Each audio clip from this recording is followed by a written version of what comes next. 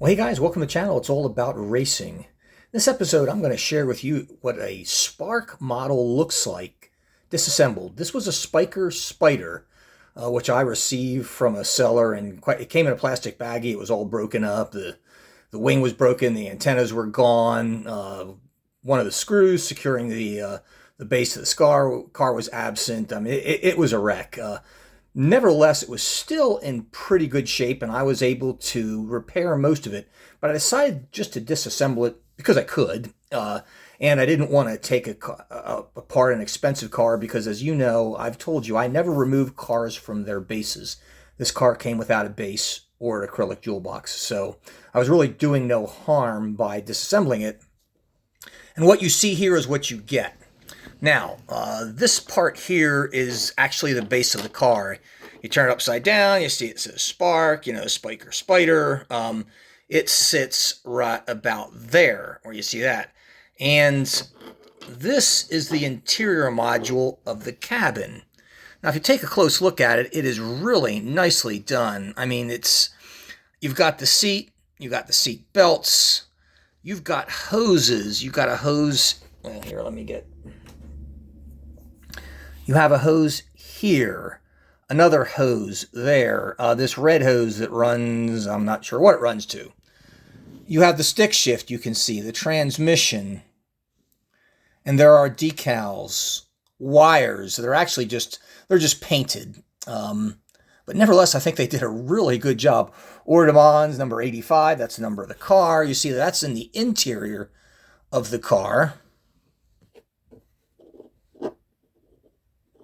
And then on the back of it, because this is a mid-engine car, there is your engine. Now, it doesn't look like much, but then again, through the window that you see, there's not a whole lot to see. But nevertheless, you see hoses coming out of there. I'm not really sure what it is, but anyhow, it's the engine. Now, folks, interestingly, the wheels are attached to the base itself. And with the housing that you have that attaches the axle, actually this is to the shell of the car. These cars are not meant to roll. So if you wonder why your Spark cars don't roll, they're not meant to roll. They're built as collector pieces. They're designed specifically so the wheels don't move, even if you take it off the base. Now, looking at the interior of the car, here you can actually see the dashboard. You see the steering column and the wheel. And you can see like the blue screen, which is painted on there. And then you have decals that basically represent the dash itself. The Spyker Spider as a car was famous for its aluminum dashboard. And that is represented here. As you see, it's all silver. You can see the window from the interior. You can see some of the interior structure. The window you're looking at here by the rear, that is the window that the engine can be viewed through, and you notice it has slots in that to give it air. You see the framework there.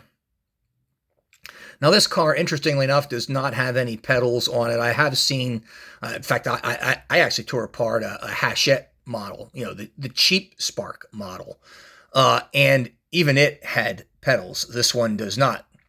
But nevertheless, that's a look at what the interior of the car looks like.